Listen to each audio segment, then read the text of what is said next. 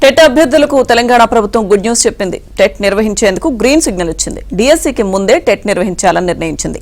11,062 ఉపాధ్యాయుల నియామకానికి గాను గత నెల 29వ తేదీన రాష్ట్ర ప్రభుత్వం నోటిఫికేషన్ విడుదల చేసింది. డిఎస్సి రాయాలంటే టెట్ తప్పనిసరి కావడంతో మరోసారి టెట్ నిర్వహించాలని అభ్యర్థుల నుంచి విజ్ఞప్తులు వచ్చాయి. వీటిపై స్పందించిన రాష్ట్ర ప్రభుత్వం సాధ్యమైనంత త్వరగా టెట్ నిర్వహించాలని పాఠశాల విద్యా కమిషన్ను ఆదేశించింది. రాష్ట్ర ప్రభుత్వ తాజా నిర్ణయంతో 3 లక్షల మంది అభ్యర్థులకు ఊరట చేకూరనుంది.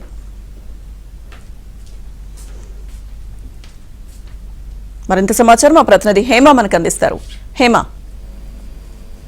లక్ష్మీదుర్గ తెలంగాణ రాష్ట్రంలో ఉన్నటువంటి నిరుద్యోగులకు back to back Revanth Reddy సర్కార్ గుడ్ న్యూస్ చెప్తుంది. ఈ రోజుకి గ్రూప్ 1 నోటిఫికేషన్ కి సంబంధించినటువంటి దరఖాస్తు ముగిసిపోతే దీనికి మరొక 2 రోజులు గడువు పెంచింది. అదేవిధంగా వెంటనే టెట్ నిర్వహణకు కూడా తెలంగాణ ప్రభుత్వం అనుమతి ఇచ్చింది. అయితే తెలంగాణ ప్రభుత్వం దీనికి గ్రీన్ సిగ్నల్ ఇవ్వడంతో వెంటనే విద్యాశాఖ కమిషనర్ టెట్ నిర్వహించాలంటూ అదేవిధంగా దానికి సంబంధించినటువంటి అన్ని ఏర్పాట్లు పూర్తి చేశారు. అయితే ఈ టెట్ నిర్వహణతో దాదాపు 3 లక్షల మంది డిఎస్సి రాసే అవకాశం కూడా ఉందంటూ ఇప్పటికే అటు విద్యాశాఖ కూడా భావిస్తుంది. ఈ నేపథ్యంలోనే ఒకవైపు టెట్ నిర్వహించాలంటూ ప్రభుత్వం గ్రీన్ సిగ్నల్ ఇచ్చినటువంటి వితిన్ సెకండ్స్ లోనే డిఎస్సికి సంబంధించినటువంటి పరీక్ష తేదీలను కూడా విద్యాశాఖ ప్రకటించింది. ముఖ్యంగా ఆన్లైన్ లో టెట్ ఎగ్జామ్ ఉంటుంది, అంటే డిఎస్సి ఎగ్జామ్ మొత్తం కూడా ఆన్లైన్ లో ఉంటుంది. అదేవిధంగా మే 20 నుండి జూన్ 3 వరకు టెట్ పరీక్షలు ఉంటాయంటూ కూడా నోటిఫికేషన్ విడుదల చేసింది.